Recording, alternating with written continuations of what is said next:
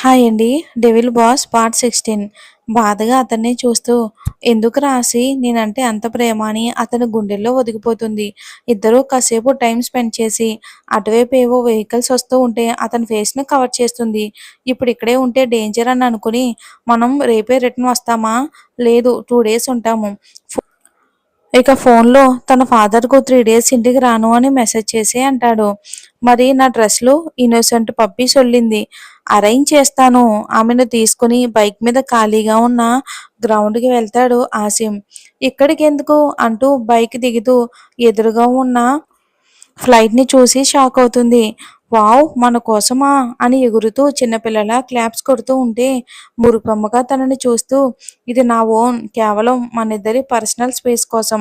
మురిసిపోయి, నేనెప్పుడూ ఫ్లైట్ ఎక్కలేదు తెలుసా? అతని భుజాన్ని పట్టుకుని ఊపుతూ అంటుంది పప్పి. అందుకే కదే నీ ఫస్ట్ లెగ్ పెట్టే అదృష్టం నా చాపర్ చేసుకుంది అంటూ ఆమెని ఎత్తుకుని, నెమ్మదిగా చాలా ప్రేమగా తన కళ్ళల్లోకి చూస్తూ స్టెప్స్ ఎక్కిస్తాడు ఆసిమ్. పప్పీ మురిసిపోయి చాపర్ ఎక్కి గట్టిగా అరుస్తుంది. ఇక పైలట్ పప్పీని చూశాడు. చాలా అందంగా ఉంది. సార్‌కి తగిన జోడీ అనుకుంటాడు. మిస్టర్ ఘోషల్. ఘోషల్ కూడా ఎక్కగానే ఆటోమేటిక్‌గా చాపర్ ఎంట్రన్స్ క్లోజ్ అవుతుంది. అదంతా చూసి మురిసిపోతుంది పప్పీ. ఇది మన బెడ్‌రూమ్. ఇది వాష్‌రూమ్. అది కిచెన్. అన్ని రూమ్సు తన కోసమే స్పెషల్‌గా డిజైన్ చేయించిన చాపర్. అతనని చెప్తూ ఉంటే ఆనందంగా వింటుంది పప్పీ. నచ్చిందా అని ఆసి అడగగానే అతన్ని గట్టిగా హగ్ చేసుకొని బుగ్గన ముద్దిచ్చి లవ్ యూ అని అంటుంది ఎంతో ప్రేమగా. Same to you. ఆసి కూడా హగ్ చేసుకుని చాపర్ మూవ్ అవుతూ ఉంటుంటే ఆమెతో సహా అక్కడ బెడ్ మీదే పడతాడు. అతని పట్టుకు నొప్పి లేస్తూ ఉంటే నెమ్మదిగా మూలుగుతుంది పప్పి. ఏ పప్పి ఏం చేయకుండానే మూలుగుతూ నిట్టూర్పులేంటే అని తల మీద మొడతాడు ప్రేమగా. అబ్బా! నొప్పి తగులుతుంది అని మూతి ముద్దుగా పెడుతుంది పప్పి.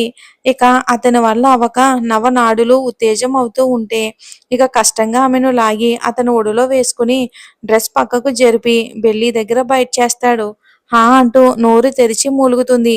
దీని ఎక్స్‌ప్రెషన్స్ ఏంటి తేడాగా ఉంది అని ఆమె ఫేస్ లాగి గెడ్డం కింద కొరికి ఏదో ట్రై చేసావు వర్కౌట్ అయిందా? ఆమె చెవిలో మత్తుగా హస్కీగా అడుగుతాడు.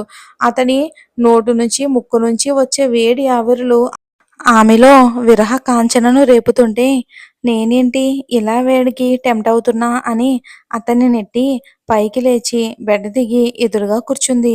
నోటి వరకు వచ్చింది ఏదో అందకుండా పోయేసరికి ఇక బాధపడతాడు ఆసిమ్. వీళ్ళ సంగతి తర్వాత చూద్దాం.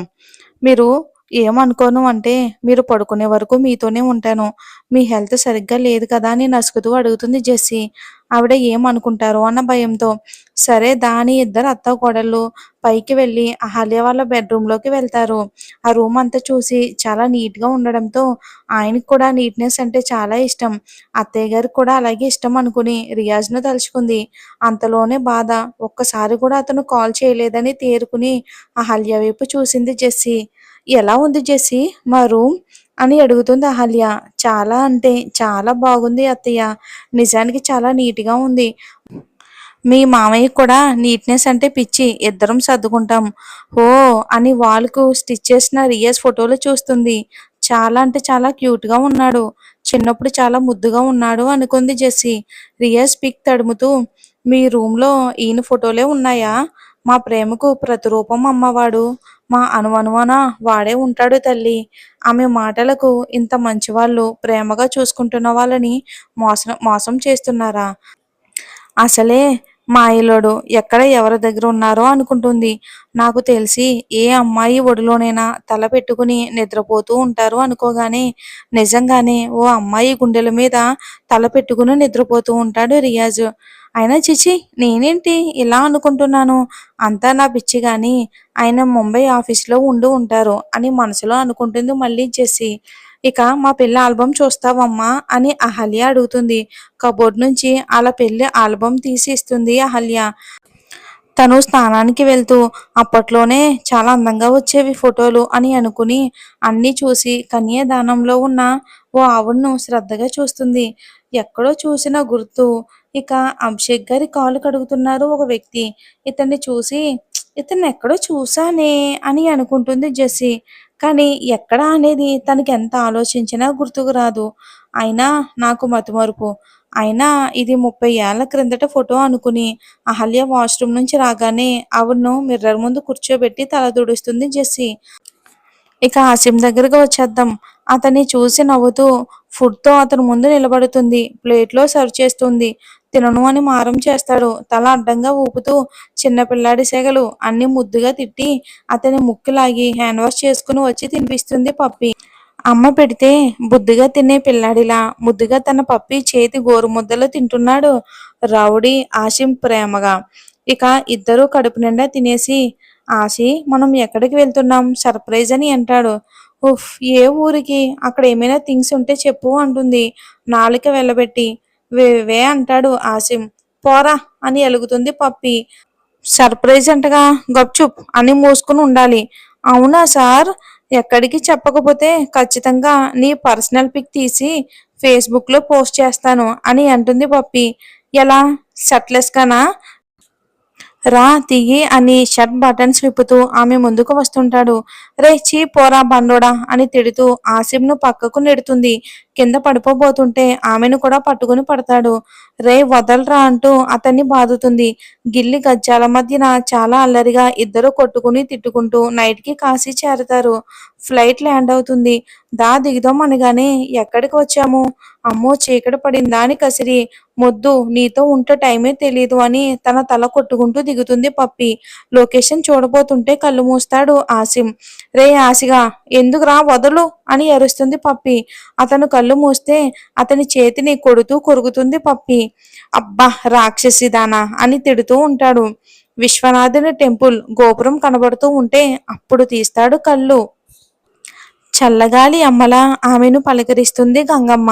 అందరికీ అన్నం పెట్టే అన్నపూర్ణాదేవి విశాలమైన మనసుతో ప్రేమను పంచుతుంది. ఆ విశ్వేశ్వరుడు ఆమెకు నవ్వుతూ హాయిగా పలుకుతున్నట్లు ఉంటుంది. కాశీనా వావ్ అని సూపర్ అని గట్టిగా అరుస్తుంది పప్పి ముందుకు పరిగెడుతూ. ఏ పప్పి పడతామని ముందుకు ఆమెతో పాటు వస్తాడు ఆసిం. గుడి గంగానది అన్నీ క్లియర్గా కనిపించే ఒక 5 స్టార్ హోటల్ పైన చాపన్ను ల్యాండ్ చేయించాడు ఆసిం.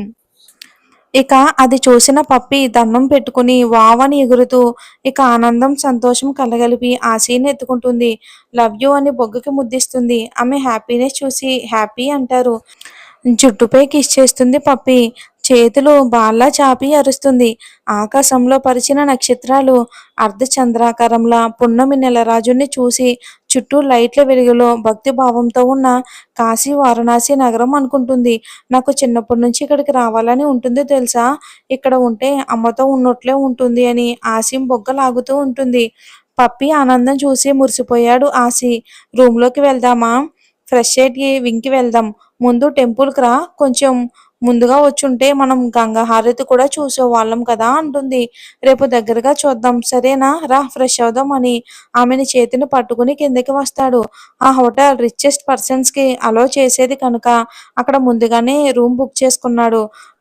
ఇక ఆమెను రూమ్లోకి తీసుకుని వెళ్తాడు. ఇక మనం అరవ దగ్గరికి వచ్చేద్దాం.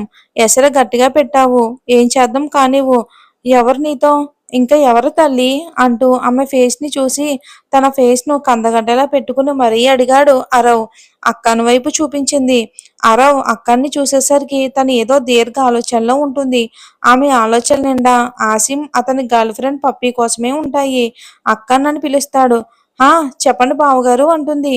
ఏం ఆలోచిస్తున్నావు ఏమీ లేదు ఇప్పుడు బిజీనా మీతో కొంచెం మాట్లాడాలి అంటుంది అక్క కొంచెం సీరియస్గా. సరే ఈవినింగ్ మాట్లాడుకుందాం. ఇప్పుడైతే రెడీ అవ్వు షాపింగ్కి వెళ్దాం అంటాడు. సరే బావగారు అని రెడీ అయ్యి అరవ్ ఆశితో కలిసి ఢిల్లీ వీధుల్లోకి వస్తుంది అక్కన్. అరవ్ డ్రైవ్ చేస్తూ ఉంటే అరవ పక్కన ఆసి అక్కని వెనుకగా కూర్చుంటారు.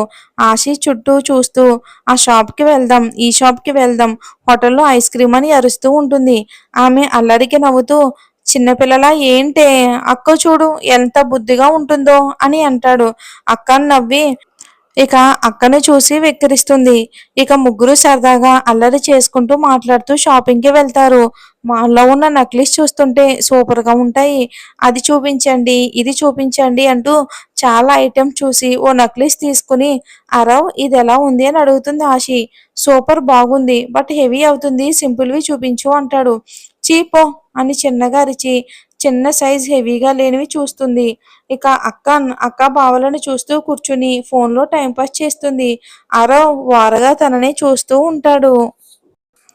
ఇక ఎంతసేపు చూసినా అక్క సెలక్షన్ అవ్వదు అని తిట్టుకుని తను కూడా చూస్తూ ఆ షాప్‌లో ఒక సెల్లర్ ఉన్న సెలబ్రిటీ ఫోటోలు ఉంటే ఆ షాప్‌కి ఇంతమంది వచ్చారా అనుకుంటుంది అక్కన్. అందరిని చూస్తున్న తనకు ఒక హీరోయిన్ దగ్గర ఆగిపోతాయి తన కళ్ళు. ఆమె సోనాలి కదూ! ఆషిమ్‌తో కలిసి ఒక యాడ్‌లో కూడా యాక్ట్ చేసింది. యెస్! తనని కలిస్తే ఏదైనా క్లూ దొరుకుతుంది అని అనుకుంటుంది. తన బిహేవియర్‌కు ఇద్దరూ చూసి తల కొట్టుకుంటారు. అరవ్, ఆయుషీలు. మరి ఇది ఫ్రెండ్స్ ఏం జరుగుతుందో మనం వచ్చే భాగంలో చూద్దాం. మీకు క్లారిటీగా ఉంది కదా స్టోరీ. ఏమన్నా డౌట్స్ ఉంటే కామెంట్‌లో పెట్టండి. మీకు క్లారిటీ ఇస్తాను. ఓకే. Thanks for watching.